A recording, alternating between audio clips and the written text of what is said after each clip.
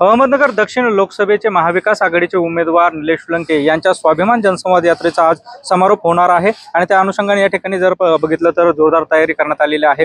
या स्वाभिमान जनसंवाद यात्रेच्या समारोप कार्यक्रमासाठी राष्ट्रवादी शरदचंद्र पवार गटाचे अध्यक्ष शरद पवार, त्याचबरोबर शिवसेनेचे युवा नेते आदित्य ठाकरे आणि काँग्रेसचे नेते बाळासाहेब थोरात यांची उपस्थिती असणार आहे आणि सायंकाळी 5 वाजता अहमदनगरच्या गांधी मैदान या ठिकाणी एक भव्य सभा जी आहे तर ती पार पडणार आहे आणि त्या अनुषंगाने या ठिकाणी जोरदार तयारी जी आहे तर ती सुरू असल्याचं आपल्याला पाहायला मिळत आहे।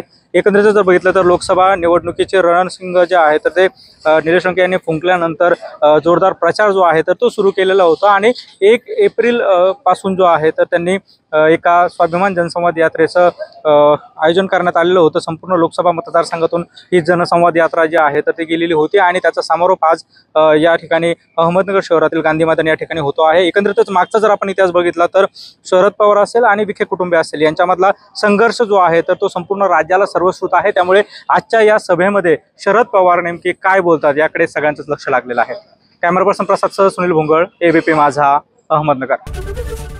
एबीपी माझा, उघडा डोळे बघा नीट।